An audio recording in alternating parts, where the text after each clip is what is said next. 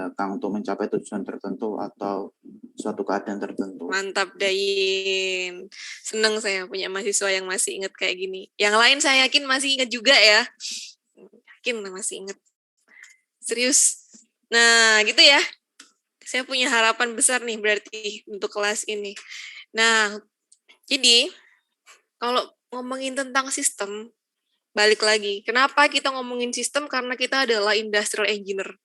Ya, sering kan ketemu sama PT ini ya.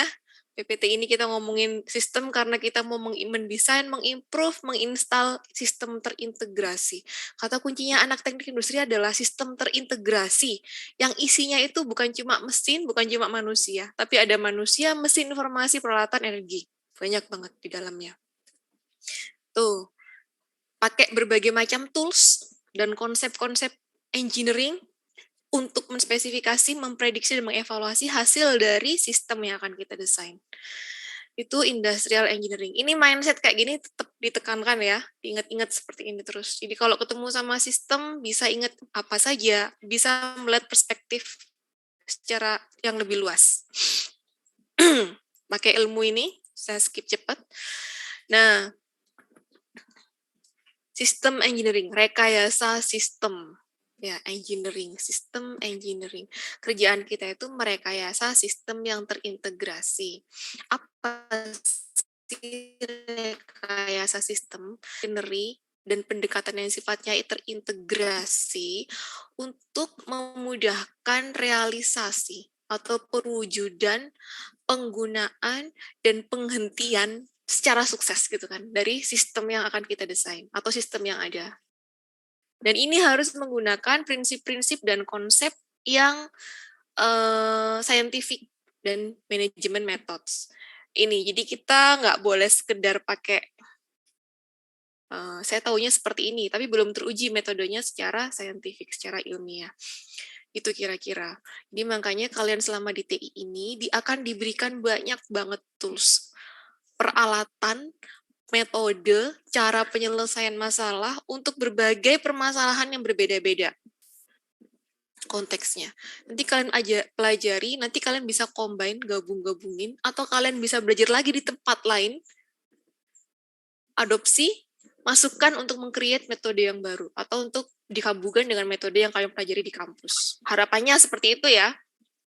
Harapannya seperti itu. Karena, ini, diingat-ingat nih, nanti selesai saya salah satu CPL-nya ya, selesai kuliah KPS, selesai kuliah konsep kemudahan sistem, maka saya akan bisa melakukan pendekatan sistem. Ya, ini nanti diingat-ingat. Pendekatan sistem, menentukan stakeholder sistem dan elemen sistem yang penting dan relevan. Dan memperhatikan batasan. Ini kayak apa sih? Nanti kita bahas. Karena gini, sering miss-nya, saya mau cerita dikit. Sistem itu luas, tau kan ya? Ada sistem, apa yang paling kecil? Sistem di bumi, di dunia ini yang paling kecil sistem apa? Sistem dalam sel tubuh. Sistem dalam sel tubuh, bener Kadek, gila. Ya. Jadi sistem dalam sel. Terus kemudian di atasnya sel,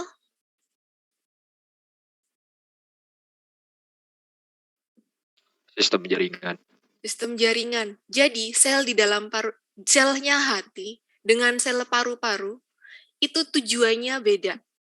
Berinteraksinya berbeda. Ya kan? Tujuannya beda, fungsinya beda. Itu masih baru kita di dalam badan kita. Belum kemudian yang gede, lebih luas lagi. Makanya kita tuh mesti bisa menentukan elemen yang penting dan relevan. Karena tidak semua elemen dalam sistem itu penting dan relevan untuk menyelesaikan permasalahan. Jadi harus tahu, bisa menetapkan batasan lingkungan yang sesuai. Ya, ini yang sering miss. Jadi kecampur-campur elemen-elemennya. Ngebahasnya sistem apa, tapi diadopsi elemennya dari sistem yang berbeda. Itu yang sering miss. Jadi nggak sekedar menentukan, saya mau neliti, saya mau improve sistem ini, tapi elemennya nggak relevan. Hati-hati. Ya. Masuk ke core system. tebak-tebakan lagi. Ini punya 3 nih, kertas, bambu, sama benang. Kira-kira bakal jadi apa ya kalau diinteraksikan 3 elemen ini? Layang-layang. Layang-layang, Bu. Jadi layang-layang. Layang-layang. Layang-layang kompak semua ya, layang-layang. Ya. Mesti ada devil advocate-nya nih. Ada yang beda nggak?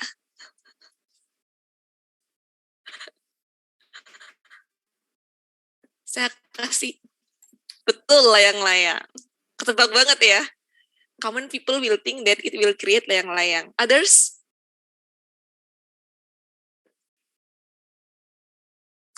Apalagi selain layang-layang yang bisa kalian buat dari ini? Balon udara dari kertas, Bu. Balon udara. Apalagi? Era partai, Bu. Bendera partai. Oke, apalagi? Apalagi? Bendera kertas. Apalagi?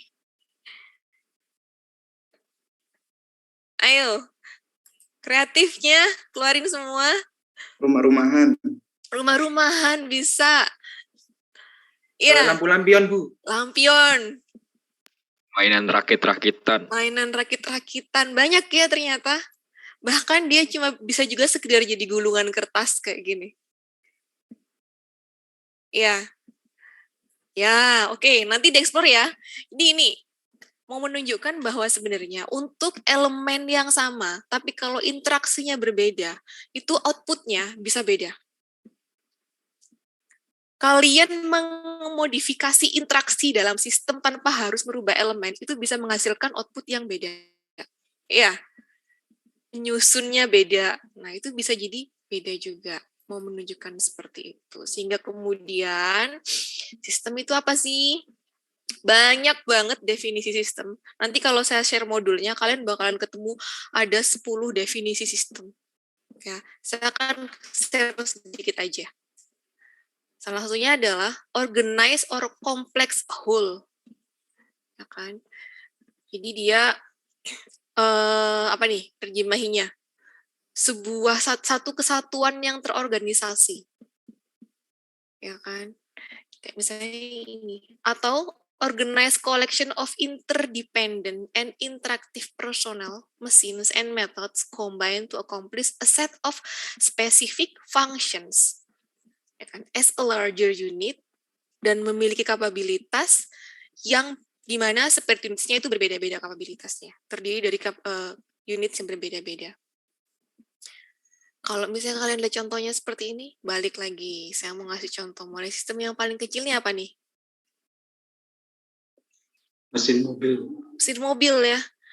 Sistem mesin mobil aja parts-nya banyak banget. Komponennya banyak banget. Dan saya yakin ini ada berbagai, kalau misalnya kita kenal sama anak mesin gitu ya, dia bakal bisa nyebutin mesin A, mesin B, mesin C digabung jadi mesin gede gini.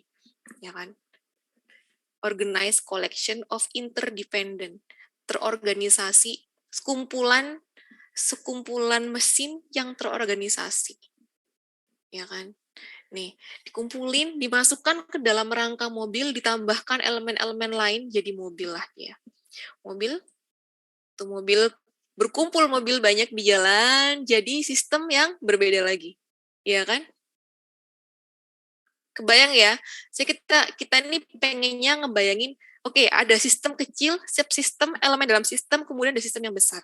Biar kita tahu boundary-nya, ruang lingkup sistemnya, dan elemen yang relevan di dalamnya.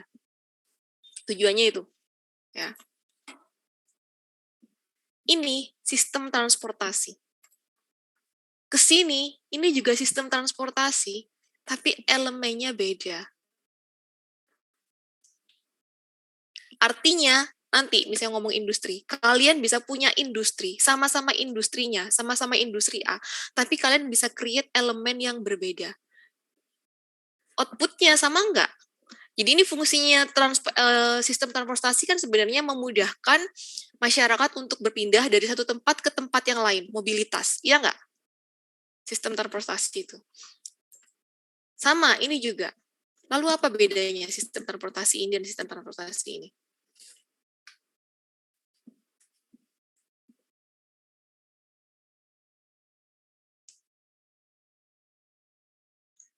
Beda di unit penyusunnya, Bu. Unit penyusunnya, elemennya beda ya. Mobil satunya sama jalan raya, mobil doang di sini. Ini elemennya berbeda, biker sama public transportation ya, bis dan ada beberapa mobil di belakangnya, Cil. Tapi didominasi oleh alat public transportation dan sepeda ya. Ini di sini. Kemudian elemennya. Kemudian apa lagi yang berbeda? Saat elemennya berbeda, maka akibatnya perilaku sistemnya juga berbeda. Outputnya, apa outputnya? Environment ya, Bu. Dampak lingkungannya beda. Kebahagiaan masyarakatnya berbeda. Kesehatan masyarakatnya berbeda. Saya beruntung, dari dulu saya memang suka sepedaan. Ada masa di mana saya dulu ke kampus naik sepeda 2-3 kali seminggu. Terus alhamdulillah dapat rezeki kuliah di Kyoto yang masyarakatnya juga sepedaan. Kemana-mana kita sepedaan. Terus dapat kesempatan summer school di Copenhagen. Dan mereka semua mobilitasnya sepedaan. Menyenangkan sekali. Saya berharap kalian dapat kesempatan seperti itu nanti kapan-kapan ya. Mobilitas. Jadi hidup seperti orang lokal. Pergi ke luar negeri itu bukan mengunjungi tempat turisnya, tapi untuk hidup seperti orang lokal. Pengalamannya seperti itu lebih seru sih menurut saya ya. Tuh, dicoba kapan-kapan. Nah, jadi ini outputnya. Jadi ada pengalaman gitu. Oh ternyata oke. Ini awalnya capek, tapi ternyata kalau udah biasa nggak capek dan udara lebih segar, badan lebih sehat, dan ya staminanya lebih bagus. Gitu kan. Ini kemana-mana efeknya. Environment-nya juga lebih sehat. Di sini kita masih sangat tergantung kepada ya mobil manual. Oke lah, ini contoh sistem. Jadi kemudian elemen sistemnya beda, perilaku di dalamnya berbeda, outputnya itu beda. Walaupun goalnya sama. Memindahkan manusia dari satu tempat ke tempat yang lain. Goalnya sama, tapi outputnya ke environment dan ke internal sistem itu beda. Ya kan? Ya, jadi ngebayangin ini sistem nih, kalian sebagai sistem engineer gitu ya, ngomongin kira-kira mendesain, mengimprove sistem yang baik untuk sistem itu sendiri dan eksternal tuh seperti apa sih gitu kan. Walaupun tujuannya sebenarnya sama gitu. Ya, oke. Sistem industri ya, kita ngomongin sistem industri atau sistem-sistem yang lain yang ada di masyarakat. Nah, ini definisi sistem yang simple, mudah diingat yang udah disebutkan sama Dayin tadi, saya nggak akan ulangi lagi, udah hafal semua pasti. Kemudian apa sih sistem itu kalau misalnya bisa diterjemahkan, apa sih, disederhanakan gitu ya, dirangkum. Sistem di tengah sini ya, sistem itu bisa dalam berupa sistem tertutup atau sistem terbuka. Sistem tertutup dia tidak akan berinteraksi dengan sistem di luarnya. Kayak misalnya kalian tahu sistem yang tertutup itu, kalau sistem ekonomi, sistemnya manusia biasanya itu akan selalu berinteraksi dengan lingkungan luar ya. Tapi dia akan tertutup kalau misalnya kalian pernah dengar restorasi Meiji nggak? Jepang. Tertutup dari luar. Pemerintahnya menutup semua akses dari luar. Termasuk Korea Utara kali ya sekarang ya, Korut ya. Itu sistem yang tertutup. Dia nggak punya akses nggak punya interaksi dengan lingkungan eksternnya ya. Sementara kalau kebanyakan sistem yang lainnya dia terbuka sehingga dia bisa berinteraksi dengan sistem yang lain, ya kan? Dalam lingkungan yang sama. Nah, lingkungan ini dipengaruhi oleh perilaku, properti dan fungsi dari sistem yang lain yang dikarakterisasikan, dicirikan dari kompleksitas sistemnya atau kemunculan sistem itu sendiri. Bagaimana dia muncul dari sistem itu? Kok sistem bisa muncul? Gimana? Sistem transportasi. Apa yang muncul di sistem transportasi kita akhir-akhir ini? Sistem baru yang muncul in the middle of our system, transportation system di Indonesia. Kereta cepat itu, Bu. Kereta cepat udah ada ya? Kan masih pembangunan. Masih pembangunan. Berarti masih sudah belum dipengaruhi ya? Masih sistemnya udah berdampak belum? Belum ya sepertinya. Belum ya. Oke, nanti itu akan menghasilkan sesuatu, mempengaruhi memang pada akhirnya. Ada lagi mungkin barangkali yang sistem yang udah mulai menunjukkan pengaruhnya. Bukan mulai sih, sudah. Ya, Wilfried? Sistem apa? Mobil listrik. Mobil listrik udah ada di Indonesia ya? Udah mulai berdampak belum?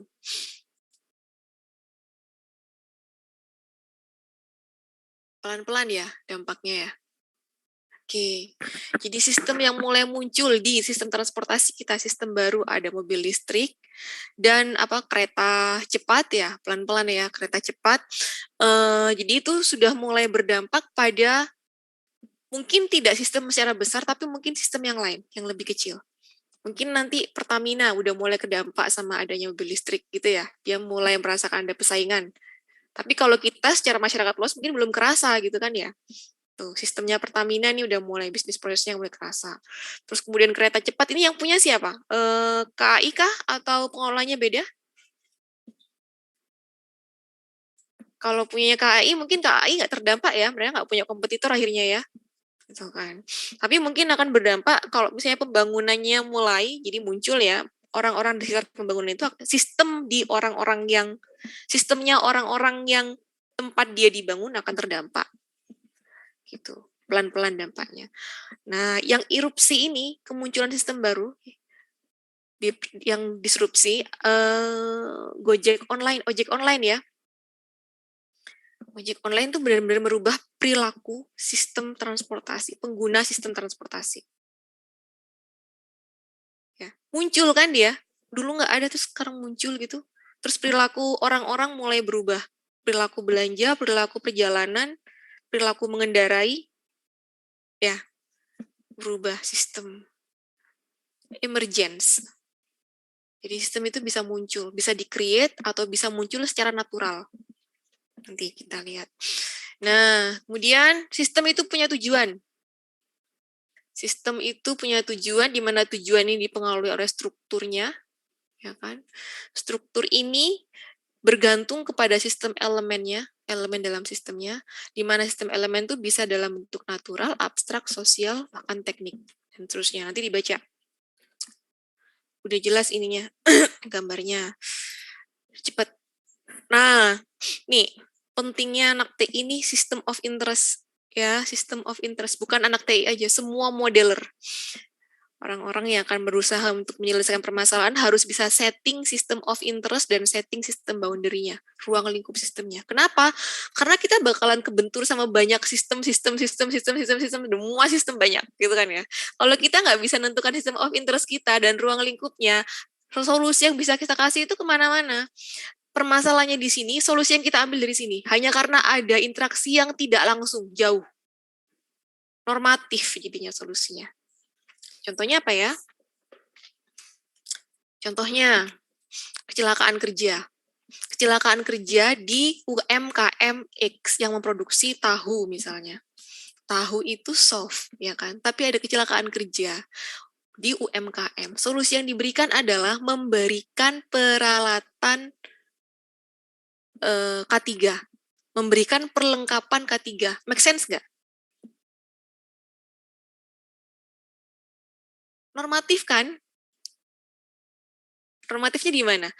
Di mana-mana masalah kecelakaan kerja akan selesai dengan memberikan perlengkapan K3. Masalahnya adalah apakah UMKM ini mampu untuk beli alat K3? Yang pertama. Yang kedua, apakah UMKM ini mau melaksanakan K3?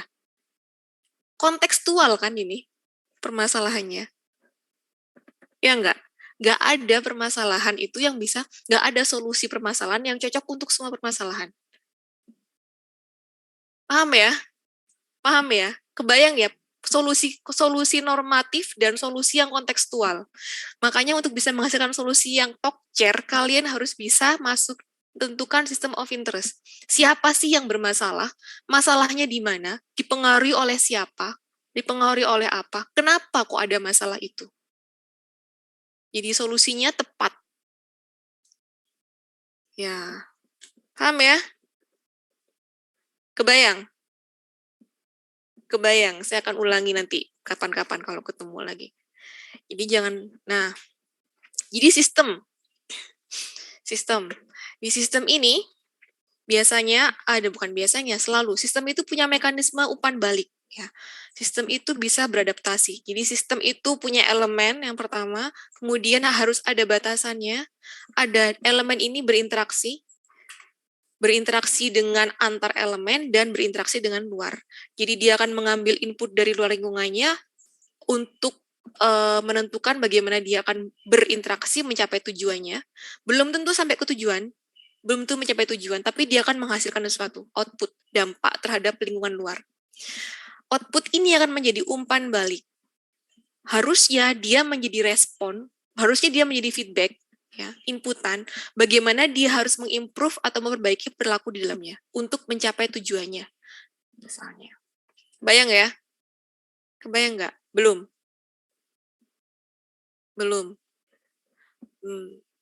Target IP saya semester ini adalah 4. Inputnya adalah belajar, mencatat, mendengarkan, menyimak, parafrase, kerjain tugas, UTS dapat bagus, UAS dapat bagus. Ternyata dapatnya 3,4 IP-nya. Dievaluasi, itu outputnya ya. Tercapai nggak targetnya? Belum kan? Feedback tuh balik. Kenapa kemarin saya dapatnya cuma 3,4? Kurangnya di mana? Itu yang jadi evaluasi menentukan bagaimana selanjutnya sistem diregulasi, diatur untuk meningkatkan nilai. Jadi sistem itu idealnya nggak autopilot. Emang biasanya kayak gini. Jadi sistem itu mending aware terus gitu kan. Sistem itu selalu aware dengan input-outputnya, input-output feedback. Jadi terus. Tapi capek loh manusia kalau kayak gitu, nggak apa-apa. Makanya tapi kalau bisa kita selalu aware gitu kan ya, itu better. Cepet ekskalasinya. Tapi kalaupun nggak apa-apa. Pelan-pelan, itu dilatihnya pelan-pelan. Saya kayak gini nih. Oh ini kemudian, kenapa? Jadi autopilot itu tidak akan terjadi kalau kita punya mekanisme kontrol yang selalu on. Di sini, di sistem. Jadi sistem itu idealnya punya mekanisme kontrol. Jadi apapun sistemnya ya, kalau enggak dia bakalan autopilot. Input dirubah interaksi menjadi output. Output ini kemudian menunjukkan respon. Ya kan? Respon ini akan menjadi feedback control. Jadi mekanisme kontrol ini akan mengendalikan proses yang terdiri dari feed forward maupun feedback. Feed forward ini adalah mekanisme kontrol yang berdasarkan nilai sinyal dari input. Kalau feedback itu sinyal dari respon dari output. Misalnya kayak apa ya? Sinyal dari input dan respon dari output. Dapatnya 3,4, orang tua mintanya 4. Responsnya orang tua marah-marah misalnya. Itu feedback buat kita. Kalau kita nggak punya feedback orang tua marah, nggak marah-marah misalnya. Oh nggak apa-apa kok ternyata nggak dapat IP 4 gitu. Mekanisme kontrol kita nggak bakalan di-on-kan. Bisa jadi seperti itu ya. Iya kan? Jadi makanya ini kadang sistem itu ya kita mesti create sendiri respon state-nya. Atau bahkan sekedar saya kok nggak bahagia ya dengan nilai yang seperti ini. Itu respons. Ya, itu respons. Itu akan jadi, kalau diproses lagi, bisa jadi feedback yang untuk mengontrol perilaku kita. Ya kan? Terus akan jadi masukan untuk input kita, bagaimana kita harus mengelola inputnya.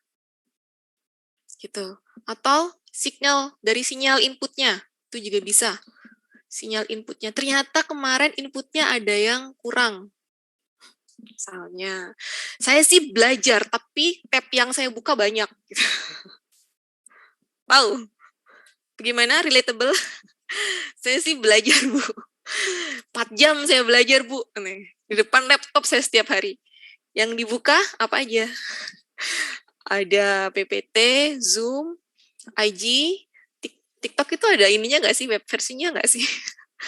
Misalnya YouTube, sambil lihat streaming. Nah, itu bisa jadi seperti itu. Nah, dicek. Coba ya. Kemarin, oh iya, sekedar cerita tentang kontrol mekanisme, perlunya kontrol dan awareness di sistem. Kalau enggak, kita bakalan jadi autopilot. Saya ada masa di mana, biasa ini kayaknya musim pandemi, jadi saya nggak malu kalau saya bilang saya pernah kecanduan gadget, internet. Sebentar-bentar tuh buka Hepo, cek, scroll, cek, terus tiba-tiba sudah malam gitu kan. Kenapa tidur saya sebentar gitu, seperti itu. Saya harian ngapain aja gitu. Nah, akhirnya saya membaca banyak metode, beberapa buku. Saya benar-benar pengen lepas dari kebiasaan itu. Karena merasa benar-benar nggak produktif banget kan, gitu. Nggak produktif banget. Padahal kerjaan kita banyak, gitu kan. Nah, akhirnya beberapa buku itu menyebutkan banyak yang menyarankan untuk meningkatkan awareness kita. Jadi mekanisme kontrolnya jalan. Gampang sebenarnya. Kalau kita pengen, itu kan kecanduan dopamin ya, udah pada tahu semua kan ya, kecanduan dopamin kita. Kalau kita udah mulai craving itu apa? Pengen gitu ya. Itu dirasakan. Jangan ditahan. Oke, ditahan, jangan ditolak. Jangan dihilangkan. Terus dia bilang gini, dirasakan dulu, kapan sih tiba-tiba craving for checking your gadget? Dicerna tuh pelan-pelan.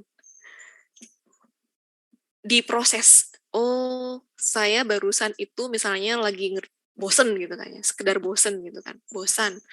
Atau saya ngantuk, atau saya ini, penyebabnya seperti itu aja, dituliskan. Setelah itu, kalau misalnya masih pengen ngecek gadgetnya, silahkan ngecek. Setelah itu, catat lagi, apa yang dirasakan setelah ngecek gadget. Apakah senang? Apakah biasa aja? Atau enak? Atau merasa bersalah, atau merasa bahagia barangkali karena ketemu karena yang di stalking muncul gitu misalnya. Banyakan ini. Ya. Jadi dicek, dicatat, dirasakan, diproses lalu dicatat. Terus aja seperti itu. Nanti kita lama-lama bakalan aware kenapa kita melakukan ini, apa yang kita rasakan, dan kita akan lama-lama berhenti. Bukan lama sih, buat saya nggak lama. Karena saya merasa itu benar-benar yang, begitu kalau saya merasa bosan sedikit, itu impuls banget. Bosan sedikit langsung ngecek handphone. Padahal setelah ngecek handphone yang saya rasakan apa? Enak. Enak banget. Nggak seneng saya, mual bahkan. Ada rasa mual bahkan. Karena saya tahu itu salah gitu kan. Nah, itu barangkali coba ditulis, dicatat semuanya. 3 hari buat saya, alhamdulillah, itu selesai. Saya nggak pengen lagi ngecek handphone kalau pekerjaan saya belum selesai. Itu. Nah, coba ya, dicek ya, coba dirasakan. Ada langkah selanjutnya sebenarnya, tapi nanti kita akan share pada pertemuan selanjutnya kalau saya ingat ya. Atau kalian ingatkan saya. Nah, kemudian masuk, udah tahu ya, jadi masuk ada ada sistem yang seperti ini. Tebak-tebakannya selanjutnya adalah, coba, ciri-ciri sistem itu seperti apa sih? Jadi akan disebut sebagai sistem jika punya apa, melakukan apa, bagaimana. Punya input sama output. Ada input, output. Oke, Rahesa, thank you. Ada lagi? Memiliki elemen di dalamnya yang saling berinteraksi. Ada elemen yang berinteraksi. Thank you, Dila. Apa lagi? Memiliki batasan. Ada boundary-nya. Siapa nih yang barusan ngomong? Nanda, Bu. Oh, Nanda. Oke. Oke, ada lagi? Memiliki elemen yang lebih dari satu. Elemennya lebih dari satu. Oke, thank you. Arta, ada lagi? Ada 9. Oh, memiliki tujuan. Thank you, Givari. Ada lagi? Udah mulai hafal kayaknya. Dikit lagi udah nggak usah PPT nih saya. Diskusi aja. Ya, saya kasih contekan ya. Mempunyai sasaran dan tujuan. Mempunyai batasan. Ada elemen penyusun dengan atribut dan properti yang relevan, satu kesatuan yang utuh dengan struktur susunan tertentu, saling berinteraksi antara elemen internal dengan mekanisme operasi tertentu, bersifat terbuka dan berinteraksi dengan lingkungan eksternalnya. Ada kegiatan transformasi dengan perilaku tertentu, punya mekanisme kontrol, mampu mengatur diri sendiri dan beradaptasi. Ini karakteristik sistem. Pastikan kalau kalian melihat sistem, identifikasi ini semua, 9 elemen ini. Apakah dia bisa mengatur diri sendiri? Bagaimana dia bisa mengatur sendiri dan beradaptasi? Mekanismenya seperti apa? Mekanisme kontrolnya apa? Responsnya apa? Inputnya apa? Interaksi dalamnya seperti apa? Ini ya. Berpikirnya seperti itu. Setiap kali melihat sistem, berpikirnya ini, diidentifikasi ini.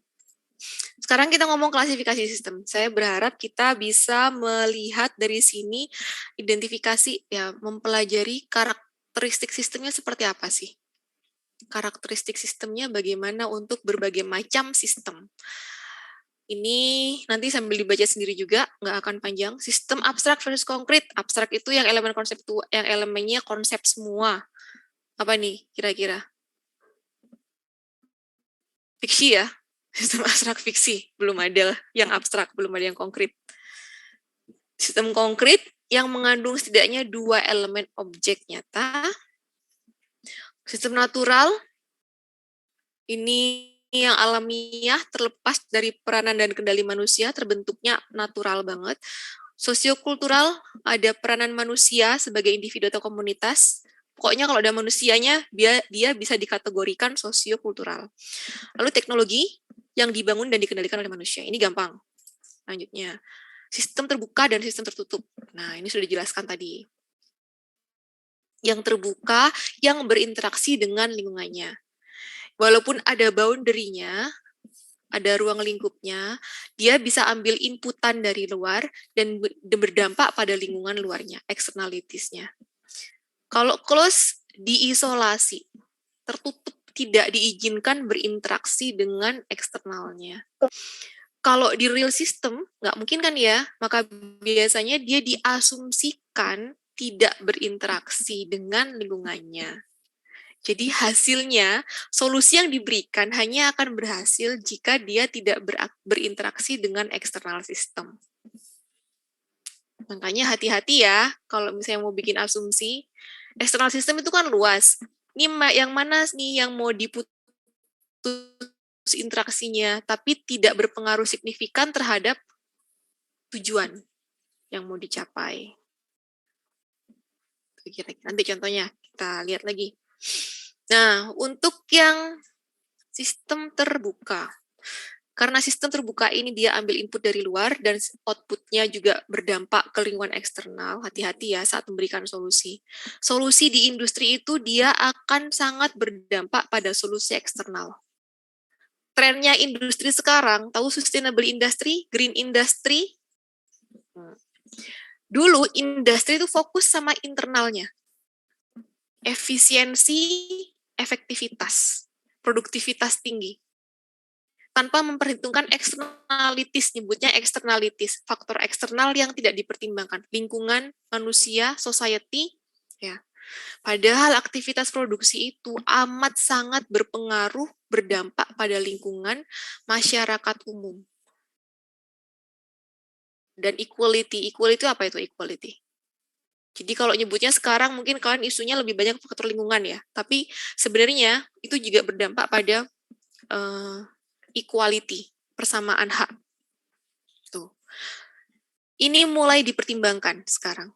Bukan mulai, sangat dipertimbangkan. Jadi kalau kalian bikin solusi, perhatikan bagaimana dampaknya terhadap faktor-faktor eksternal. Satu-satunya dampak yang dipertimbangkan biasanya saat ini di industri adalah faktor ekonomi. Biasanya ke ekonomi memang positif, efektif, efisien, produktivitas tinggi itu duitnya duit semua itu, gitu kan. Cuan muncul mengalir. Bagaimana dengan equality dan environment itu yang masih belum dipertimbangkan, ya kan. Dua ini belum banyak dipertimbangkan. Nah, harapannya nanti kalau kalian bisa mendesain sistem, skripsi, apapun itu, project, usaha, dipertimbangkan externalities-nya, masukkan ke dalam sistemnya, ya. Titip saya. Nanti saya buka mata kuliah pilihan tapi product service system, energy product service system, dan mungkin sustainable manufacture itu berusaha untuk mengincorporate, memberikan solusi industri yang mempertimbangkan externalities-nya. Itu. Nah, kalau mata kuliah wajib kita fokusnya mungkin di internal dulu ya. Tapi untuk saya berharap benar-benar kalian mulai bisa consider externality dari sistem industri. Penting. Karena kalau enggak, apa coba dampaknya? Bukan cuma lingkungan itu input loh ya. Paham kan? Lingkungan itu input. Kalau inputnya kurang, industri kalian nggak jalan. Isunya itu sekarang scarcity, kelangkaan sumber daya. Karena kita seringkali kelupaan untuk pertimbangan externalities, resource. Bukan kerusakan lingkungan tuh bukan kemudian lingkungannya rusak gitu. Terus kemudian manusia dan biota lainnya terancam. Iya, itu satu. Yang kedua, sumber daya, input produksi itu nggak ada. Yang mau diproduksi apa kalau habis sumber dayanya?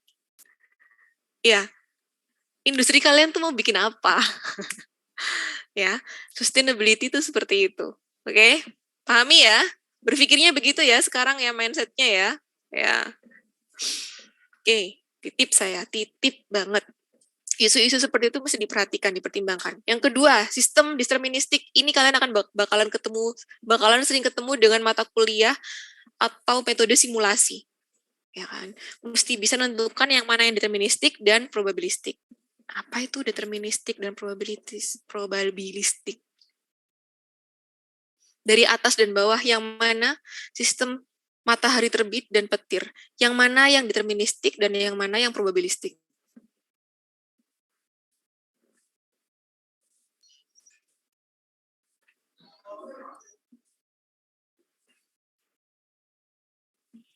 Yang matahari deterministik. Yang petir probabilistik ya. Sebenarnya yang petir kalau misalkan dari perkiraan cuaca bisa diperkirakan sih, tapi ya sepertinya probabilistik. Dia cenderungan probabilistik. Petir itu probabilistik karena bisa diperkirakan. Ada probabilistik. Baik itu probabilistik tinggi ataupun rendah itu probabilistik. Ya kan? Sementara kalau deterministik, kemungkinan untuk matahari tidak terbit itu sangat kecil gitu ya. Waktunya, ya. Waktunya juga, nah itu. Waktu dan tenggelamnya. Kemudian, udah ya, paham ya ini ya? Jadi kondisinya dapat diperkirakan nilainya karena variabel penyusunnya tidak ada yang bersifat probabilistik. Misalnya tentukan jarak sama dengan kecepatan kali waktu. Jaraknya itu akan bersifat deterministik, bisa ditentukan, bisa diprediksi nilainya. Karena waktu dan kecepatannya itu deterministik. Ya kan? Ini kalau dimasukin di fungsi, ke model, masuk ke model. Kalau probabilistik biasanya pakai probabilistik 80%. Nah, kalau seperti itu outputnya biasanya probabilistik juga. Statis dan dinamis. Dari gambar ini yang mana yang statis, yang mana yang dinamis? Air terjun di atas bebatuan, mengalir ke sungai, dan seterusnya. Untuk bebatuan. Siapa dulu nih? Ada Amelia sama siapa? Ya, Amel aja. Amel dulu. Oke, Amel silakan. Bebatuannya yang statis, airnya yang dinamis. Ada yang betul Amel. Thank you. Ada yang bisa mengelaborasi? Kenapa kok batu statis? Alasannya kenapa? Kenapa kok batu yang statis? Kenapa airnya dinamis? Kenapa batunya statis? Karena batunya nggak bergerak, sedangkan airnya itu bergerak dari atas ke bawah jatuh. Jadi dia dinamis. Oh gitu. Oke, thank you Amel. Ya. Jadi batu benar ya tadi statis karena dia tidak terpengaruh oleh perubahan apapun. Jadi airnya jatuh Dia hanya akan berubah mungkin dalam jangka waktu yang sangat lama, ya mungkin lebih terkikis gitu ya. Tapi dalam waktu horizon periode tertentu gitu dia nggak akan mengalami perubahan, sehingga bisa diasumsikan, dikategorikan sebagai sistem dinamis untuk waktu tertentu, ya kan. Sementara untuk air, debit air ini dia akan berubah terhadap satuan waktu. State-nya bergantung kepada debit air, misalnya di atas nih atau curah hujan, ya kan. Jadi dia akan bergantung pada perubahan waktu air. Sistem dinamis. Jadi dinamis itu input-output yang bergantung kepada perubahan waktu. Nah, kemudian kenalan juga nih sama sistem diskrit dan kontinu. Tadi kita kenalan sama apa? Statis dinamis, deterministik probabilistik, statis dinamis, sekarang waktu, diskrit dan kontinu.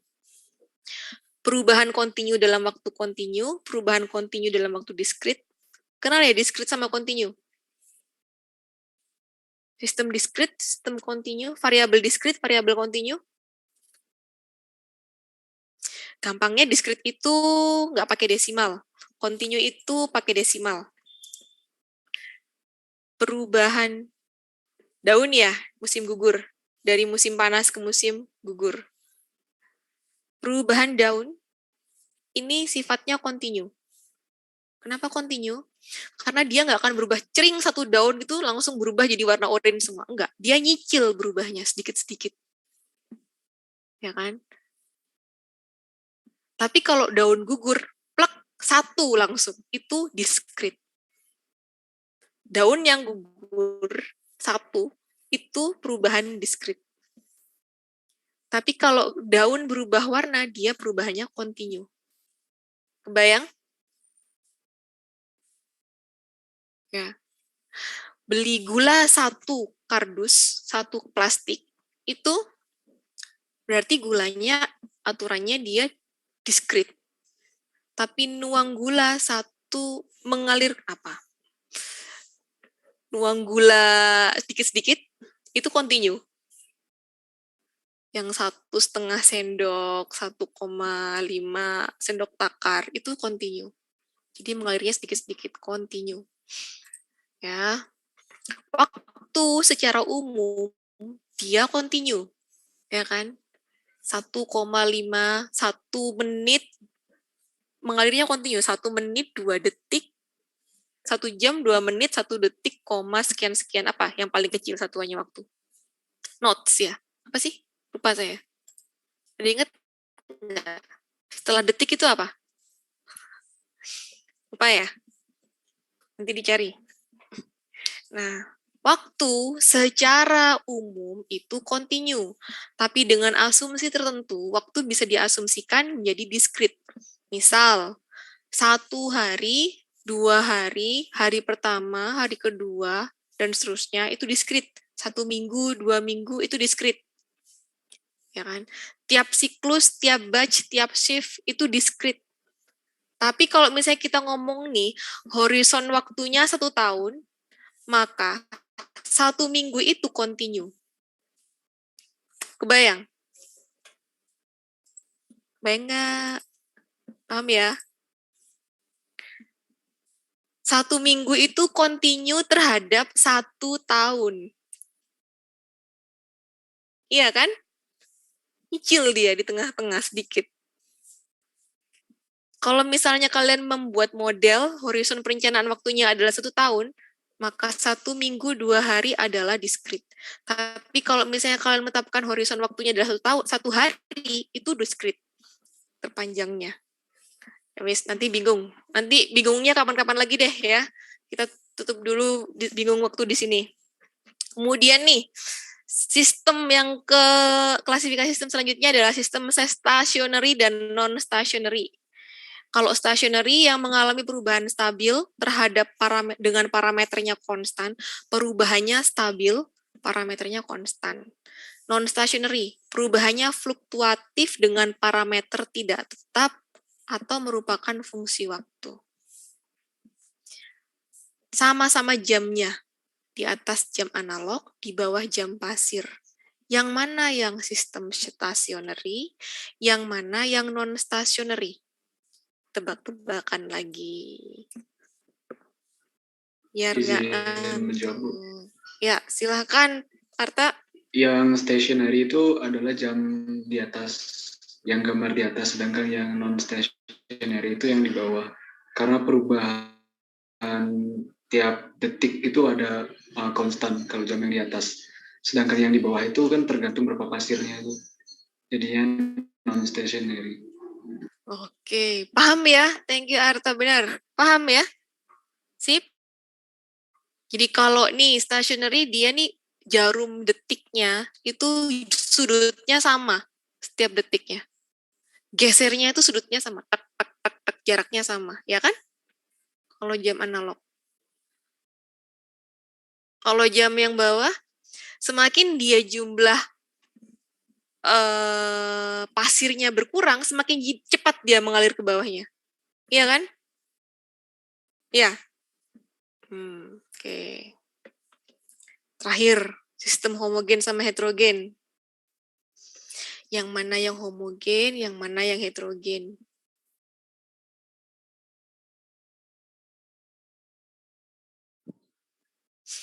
Ada sistem yang individual nih, 1 rusa. Kemudian ada 3 rusa, ada 4 rusa, ada 1 burung hantu, 1 kelinci, 1 apa ini burung. Ini apa sih? Yang punya gambar malah nggak tahu. Singa bukan? Tampak bukan. Luwak ya ini, badak. Unidentified object lah, something. Ya, yang mana yang homogen, yang mana yang heterogen? Jangan jawab, Bu. Boleh. Yang homogen itu individu sama population. Yang selainnya heterogen. Yang selainnya heterogen. Ya, benar Avicenna ya. Jadi individual sama population ini, rusa ya. Rusa ini dia homogen, yang lainnya heterogen katanya. Asumsi ini adalah herbivora, maka dia adalah heterogen. Homogen.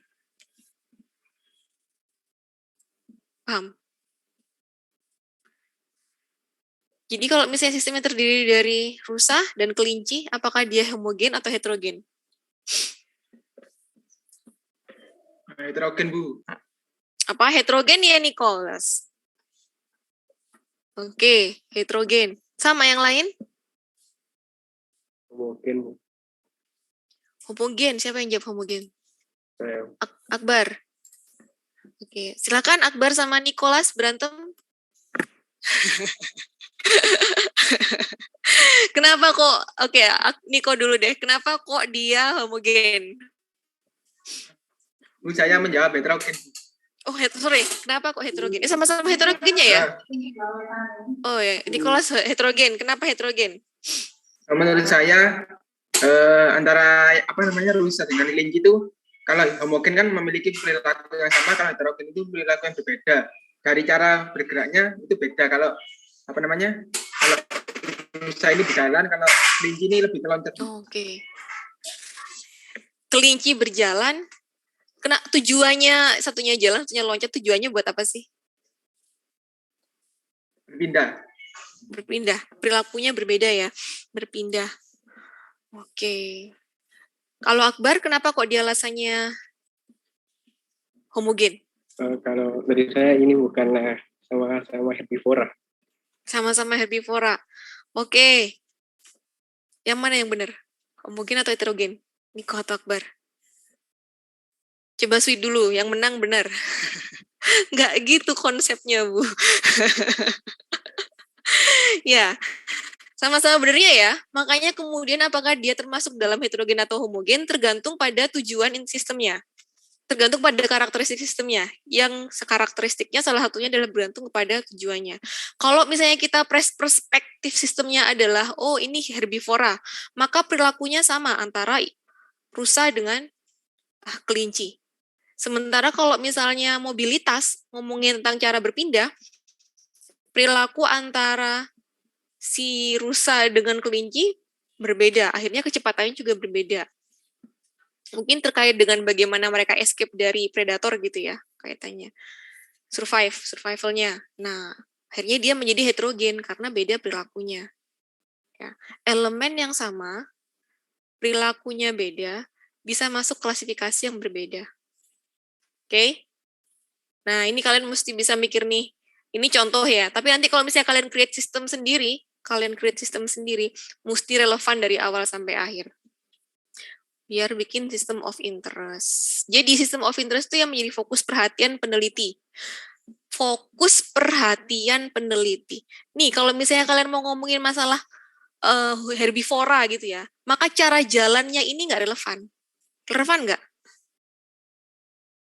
Enggak kan? Jadi nggak usah dimasukin walaupun kelinci melompat dan ini berlari kaki 4 gitu. Tapi kalau misalnya topiknya adalah, fokus penelitiannya adalah tentang bagaimana mereka mencerna, konsumsi, maka kelinci melompat dan ya ini, cara mobilitasnya itu nggak relevan. Walaupun sebenarnya itu memang bagian dari entity, atributnya binatang ini gitu. Tapi itu nggak relevan. Jangan dimasukin. Itu loh. Ya, paham ya? Hanya pilih yang relevan dari elemen.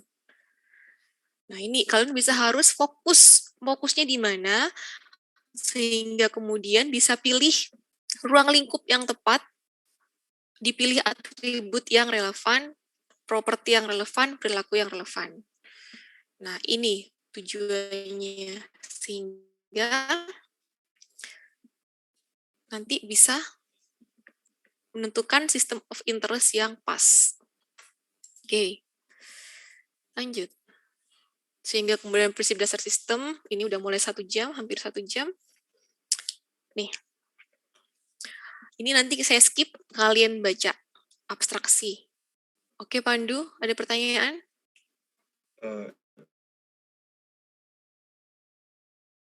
Saya mau bahas tentang yang batu tadi, boleh lihat slide yang batu? Oh, batu.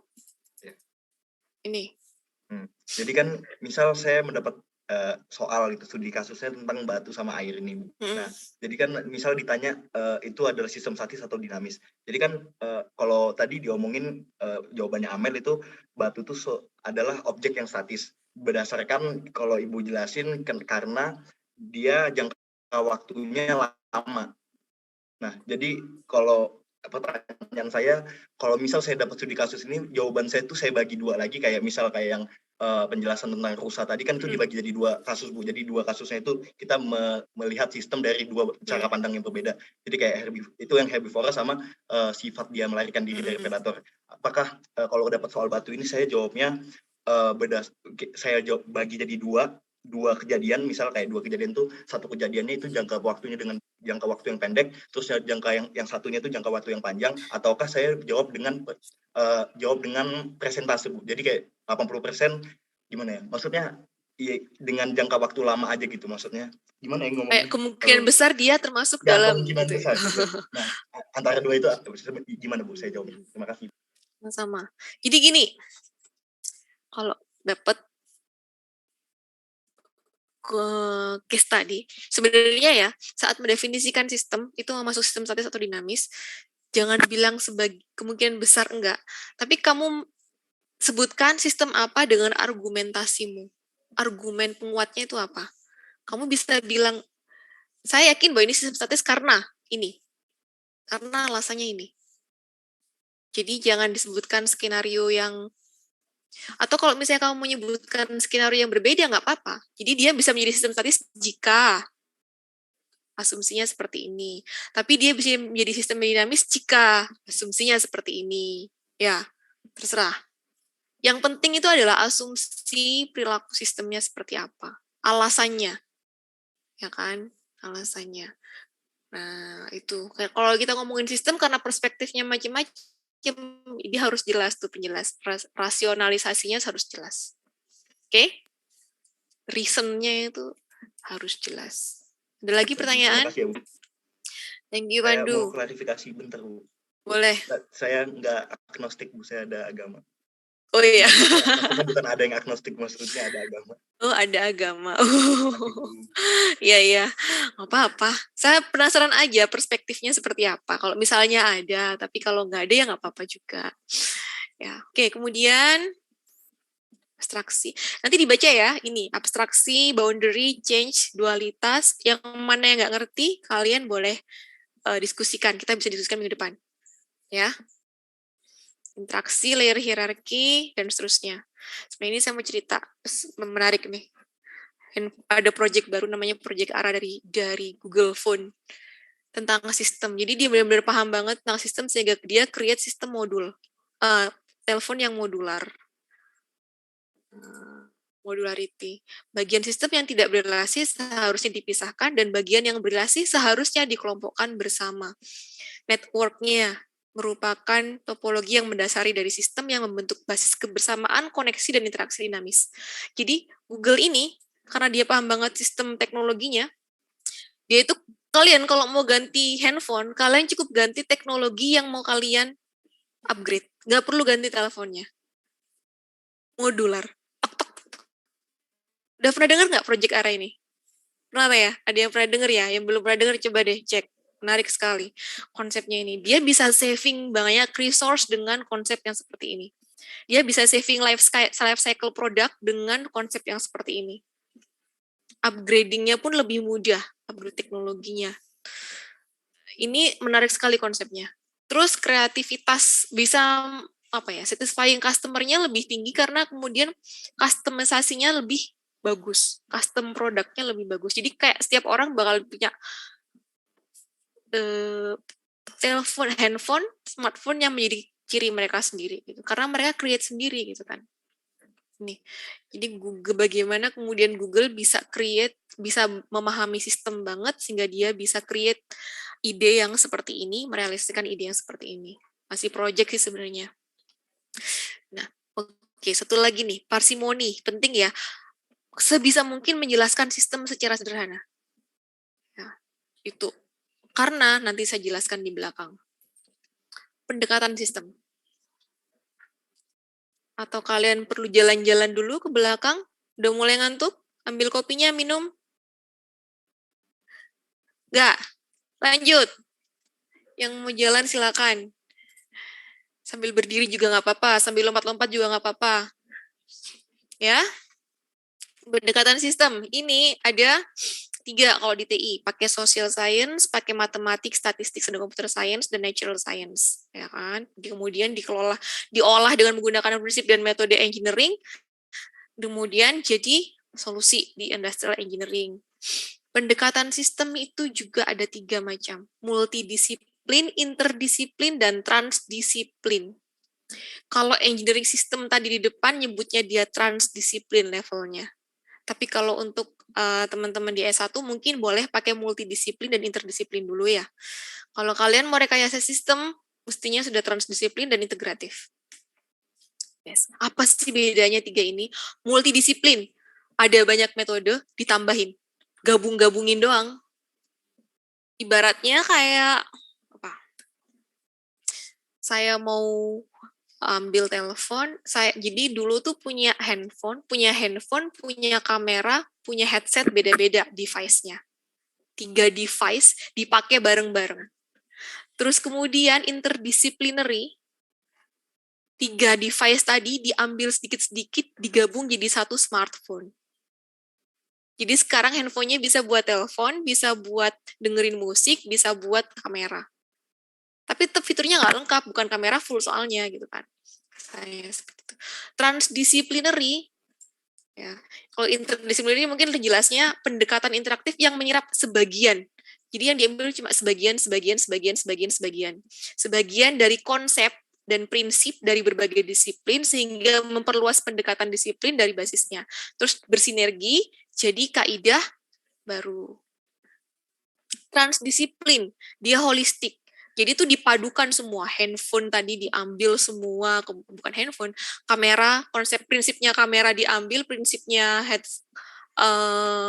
iPod diambil, prinsipnya apalagi telepon diambil, dilebur semua jadi satu, jadi pendekatan baru, diatur ulang, disusun ulang, dibongkar elemen-elemennya, digabung dengan cara yang berbeda.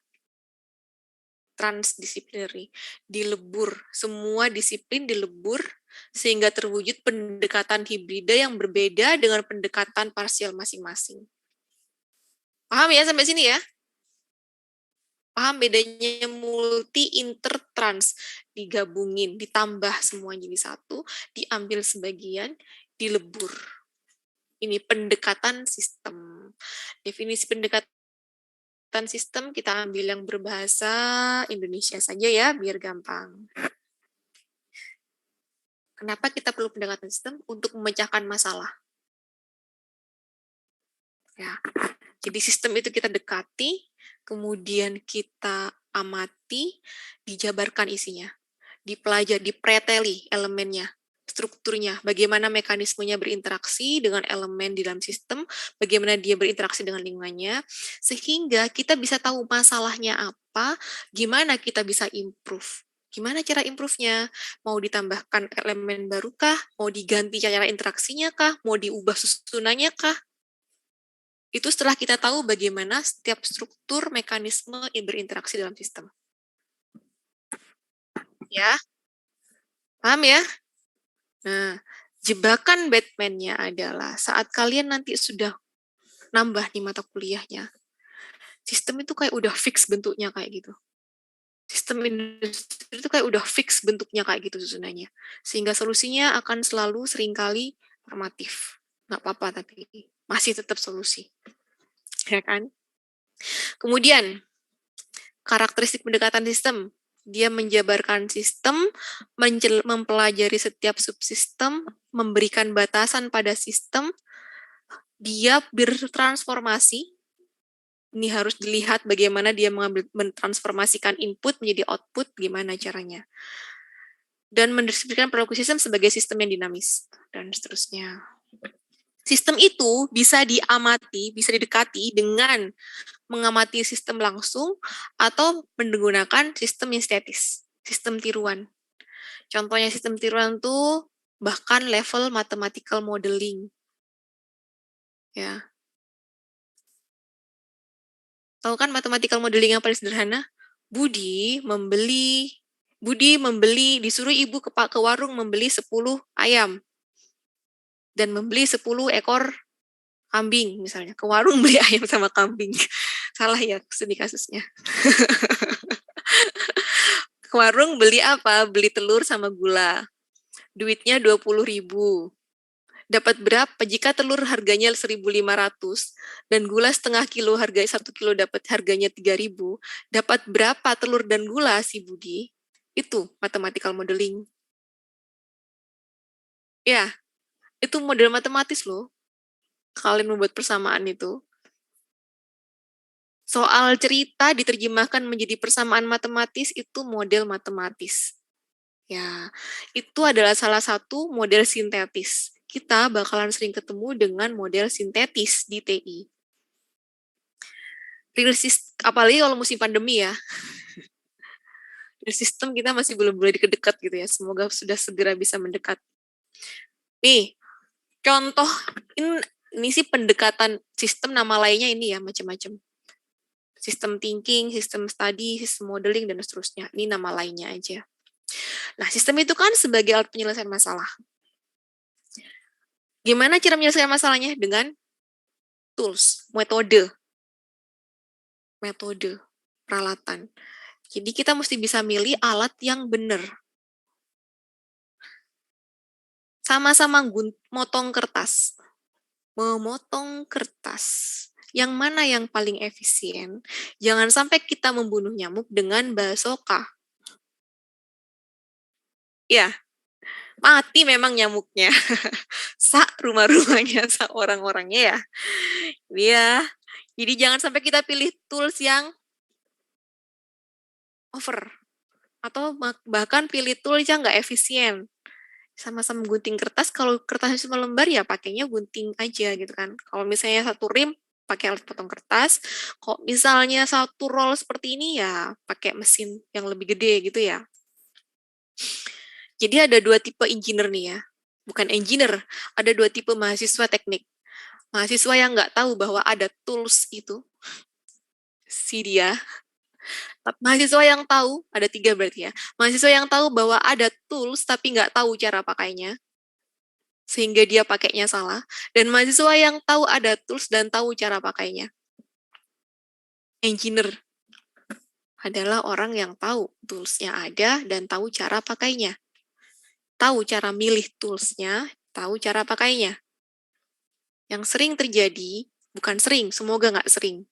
Yang pernah saya temukan adalah tools dipaksa untuk menyelesaikan permasalahan yang nggak relevan. Ibarat nyuruh gunting, motong kertas ini. Kapan tuh selesainya? Di TI nanti kalian bakal ketemu sama berbagai macam tools.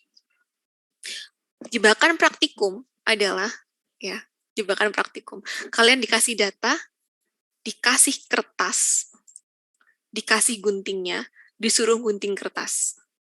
Udah dikasih datanya, udah dikasih metodenya, tinggal disuruh guntingnya. Kalian jarang punya kesempatan dikasih alternatif data, jarang dikasih kesempatan disuruh milih tools. Paham ya? Tapi memang permintaannya kurikulum seperti itu dari atas. Kalian harus bisa menggunting kertasnya, kalian harus bisa memotong kertas dengan alat ini, kalian harus bisa menggunakan alat. Itu dulu tujuan utamanya. Kalau sudah bisa gunakan alat, mesti bisa pilih alat untuk melihat yang mana yang benar. Menyesuaikan dengan konteks permasalahan.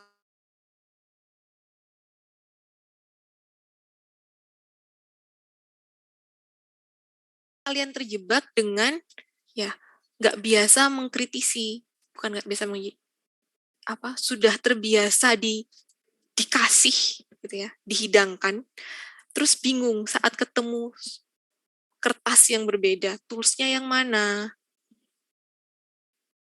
ya, mesti banyak baca sendiri, mesti banyak cari informasi sendiri. Masuk ke model sekarang. Jadi mesti tadi ya, pendekatan sistem mesti bisa berpikir sistem, jadi dia harus sistemik. Dibaca nanti. Dibaca yang nggak tahu, nanti kita diskusikan minggu depan. Lalu masuk ke model. Model itu adalah salah satu cara untuk menyelesaikan permasalahan. Alat untuk menyelesaikan permasalahan. Dengan cara apa? Untuk menyuji solusi kita. Kita lihat sistem yang ada, terus sudah dipreteli, terus sudah punya alternatif solusi. Untuk melihat apakah solusi kita itu bakal jalan atau enggak, kita butuh model dari sistem itu. Ya kan? Paham ya? Gunanya model itu buat apa ya? Jadi, solusi ini ada di kepala semua nih udah. Itu harus diterjemahkan. Jalan nggak ya kira-kira modelnya? Solusinya? Jadi model itu adalah simplifikasi sederhana. Representasi sederhana dari sistem nyata yang mewakili karakteristik dan perilaku sistem sesuai sudut pandang dan dasar pengetahuan pemodel dalam tujuan mempelajari sistem. Jadi hanya diambil elemen-elemen yang fokus pada tujuan sistem. Too many elements, too much states bisa kompleks. Hapus, diatur ulang jadi sistem baru. Ini tujuannya, fokus dan simplify. Sistem ini banyak banget, berantakan, tidak beraturan. Jadi yang bisa kalian lakukan adalah mengeliminasi yang nggak relevan, mengelompokkan yang setipe, melakukan modularitas, standarisasi prosesnya, perilakunya, kombinasikan, kemudian atur ulang. Kenapa kok lag?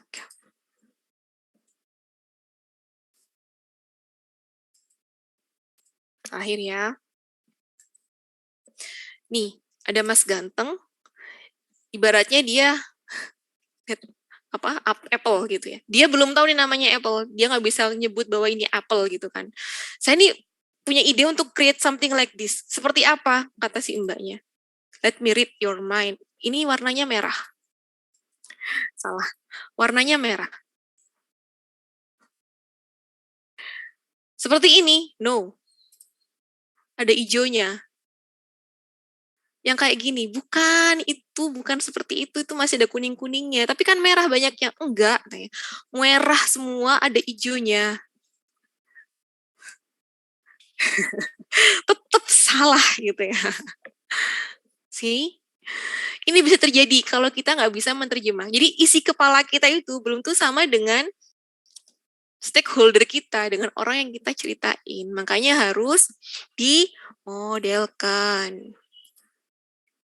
Sini, nih pakai simulasi kek, pakai prototype, pakai apapun itu gitu ya.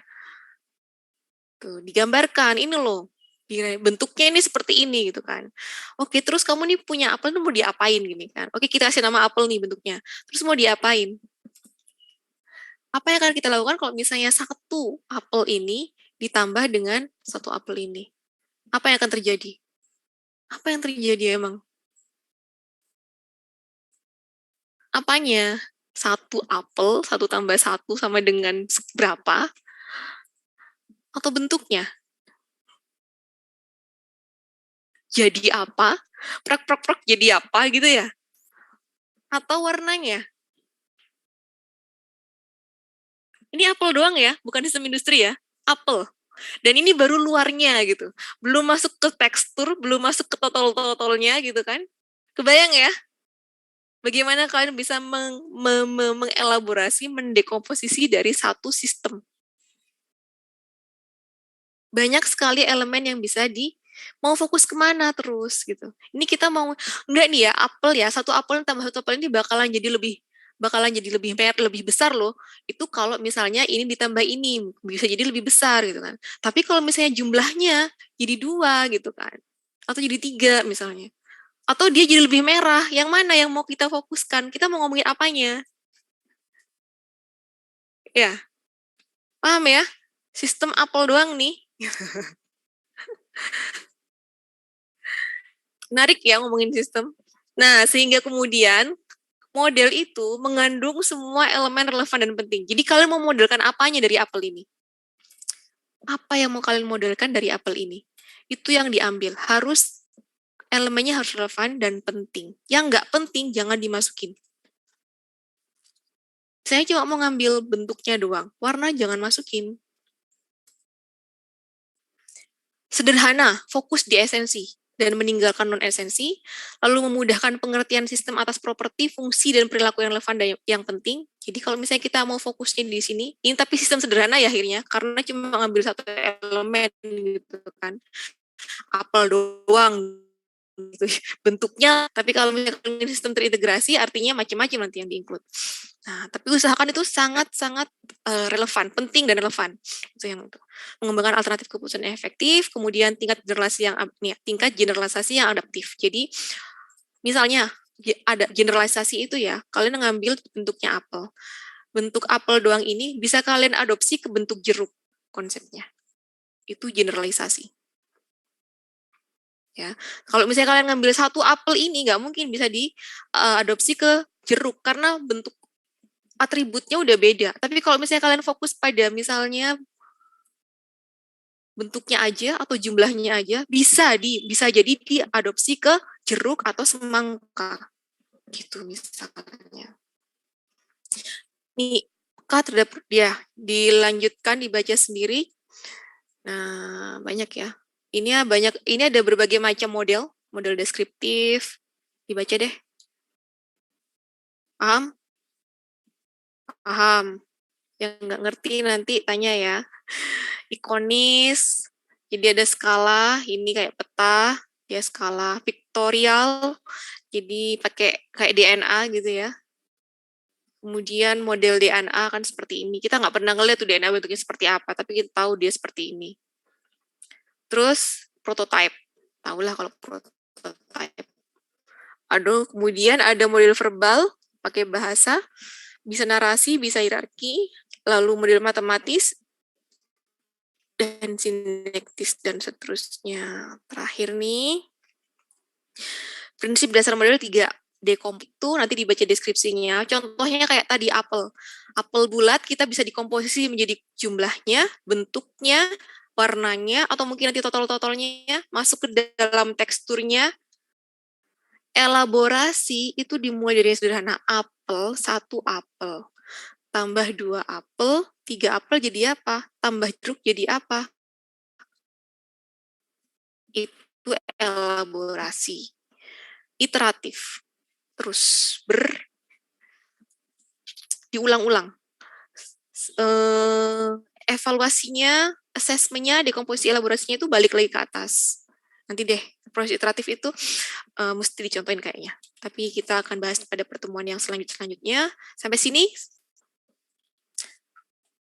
Pertanyaannya mau disampaikan sekarang apa disimpan minggu depan? Ya, Wahono.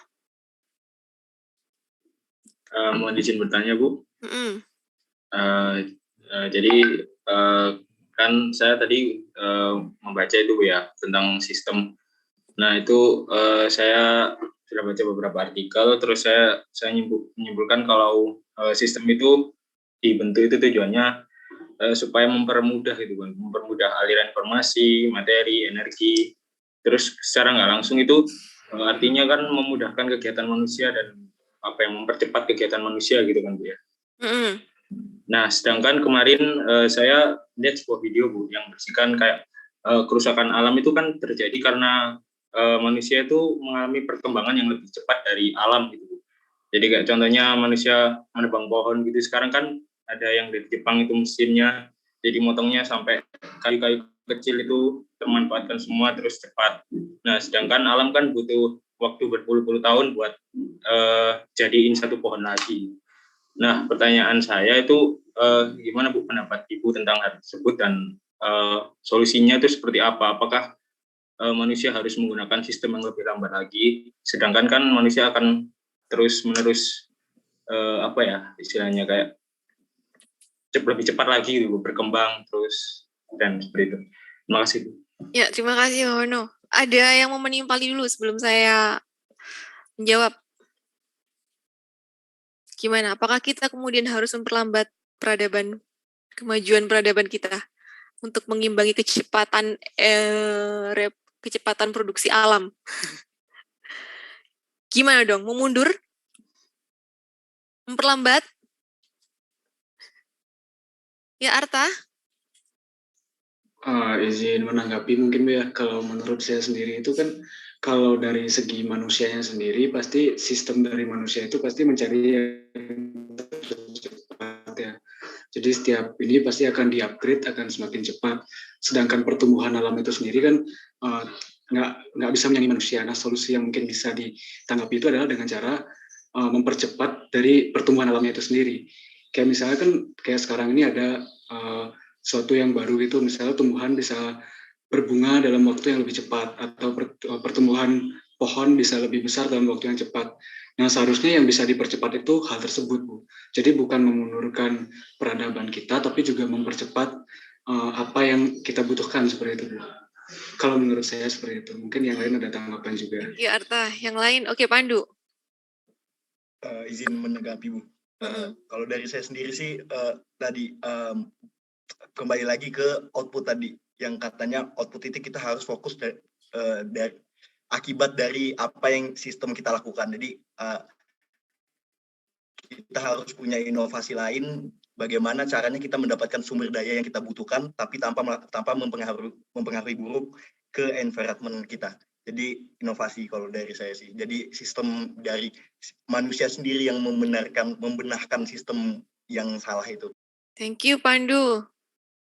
Wahono, mau menanggapi? Belum? Sepakat dulu ya? Sepakat dulu aja. Ya, jadi kalau Arta tadi, ya kita harus mengejar cepat memperbaiki sistem. Ya, masalahnya adalah, itu ide bagus sebenarnya, kalau bisa diimplementasikan ke yang ekosistem yang lebih luas. Jadi beda ya antara mempercepat pertumbuhan tanaman dengan membuat ekosistem. Yang membuat ekosistem kita bertahan, yang menjaga ya. Pentingnya kita saat ini adalah menjaga keseimbangan ekosistem. Jadi bukan sekedar menumbuhkan tanaman dengan cepat. Kalau menumbuhkan tanaman dengan cepat itu kayak pertanian sekarang ya, agri industri saat ini gitu kan ya. Dan ternyata itu juga punya dampak negatif ke lingkungan gitu. Ya, tahu ya. Jadi memang sekarang itu segala pendekatan dilakukan manusia itu tujuannya baik, tapi ada dampaknya. Selalu seperti itu. Makanya nggak ada yang benar-benar baik, nggak ada yang benar-benar jahat. Pasti ada dua sisi ini. sistem ya. Pasti akan ada yang dapat negatifnya, ada yang dapat positifnya. Itu karena kita ya manusia gitu ya. Kita nggak bisa ngelihat gedenya seperti apa. Itu natural di sistem seperti itu. Nah, sehingga kalau misalnya itu sebenarnya kalau misalnya kemudian ada inovasi tadi yang bisa meng-create ekosistem. Ekosistem itu adalah tanaman, segala berbagai macam tanaman dalam satu tempat dan tumbuhan, kemudian juga termasuk binatangnya, hewannya, serangganya, itu jadi satu. Numbuhkan ekosistem itu butuh waktu bertahun-tahun. Karena itu interaksi natural. Ya, itu yang menjaga, yang mereserve resource kita sebenarnya ekosistem. Nah, kalau yang dibilang Pandu tadi, itu juga sangat kalau misalnya bisa ya tadi ya, sekarang memang lagi ngejar inovasi gimana, entah itu inovasi di sumber daya, inovasi di sistem, gimana caranya agar resource kita bisa bisa memenuhi kebutuhan manusia tanpa harus mengeksploitasi alam dan manusia lagi.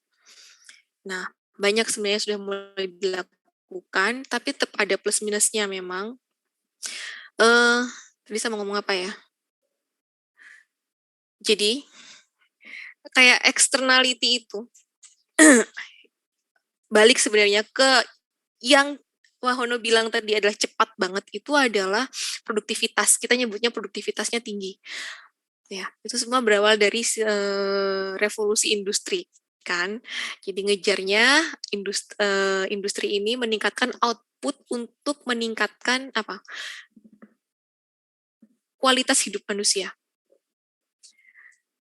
Industri itu bagusnya adalah dia tujuannya untuk meningkatkan kualitas hidup manusia. Ya, baiknya seperti itu, memudahkan, gitu kan ya. Hidup kita sekarang gampang banget kan, memudahkan, menyenangkan, membuat lebih bahagia tujuannya, walaupun pada kenyataannya, gimana dengan overwhelming gadget dan segala kebahagiaan yang diberikan pada masa kini? Mental health. Mental health saya taruhannya Bu, gitu.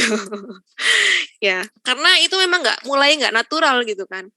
Jadi udah mulai over. Saat itu sudah mulai kebanyakan, artinya ada harga yang harus dibayar dari produktivitas tinggi itu gitu kan. Salah satunya resource tadi, sumber daya alam yang tereksploitasi, mulai langka, dan mental health-nya, physical health and mental health-nya human. Karena rebahan itu lebih nyaman daripada bergerak gitu ya, sehingga kita dinyamankan dengan proses rebahan. Nyaman memang, tapi ada harga yang harus dibayar dengan rebahan terlalu lama. Jangankan rebahan, duduk terlalu lama pun itu ada harga yang harus dibayar. Ini sudah sebuah indikasi bahwa kita harus segera berdiri gitu ya. Maka solusinya adalah, banyak sebenarnya usaha-usaha yang sudah dicoba dibuat sama para sama environmentalist gitu kan. Tapi PR-nya sebenarnya adalah termasuk kemudian para saintis dengan menciptakan yang namanya product service system, green industry, industrial system, ekologi industri. Konsep-konsep itu sebenarnya usaha untuk memperbaiki sistem industri menjadi lebih, tapi tetap membantu perekonomian dan tanpa mengorbankan kebahagiaan manusia. Jadi seperti itu sih. Itu kepuasan manusia. Sekarang ini tinggal kalian ukur sendiri deh. Ya, sebenarnya saya butuh nggak sih dengan segala fasilitas dan kenyamanan yang ada saat ini? Apakah ini baik atau enggak? PR-nya kalian adalah nanti, baik itu kalian nanti di industri atau sebagai akademisi atau sebagai penggerak sosial di masyarakat, adalah untuk berinovasi, meng-create sistem yang bagaimana win-win solution antara inovasinya seperti apa ya, saya tunggu ya. Itu nanti. Oke, cukup ya. Nafas dulu. Terima kasih semuanya. Selamat tidur siang. Atau jalan-jalan keluar. Ketemu lagi minggu depan insya Allah. Semoga hari ini ada yang didapat. Ya, oke. Saya tutup. Kalau misalnya ada pertanyaan, bisa kita diskusikan minggu depan lagi. Ya. Assalamualaikum warahmatullahi wabarakatuh. Selamat siang. Waalaikumsalam warahmatullahi wabarakatuh. Selamat siang Bu.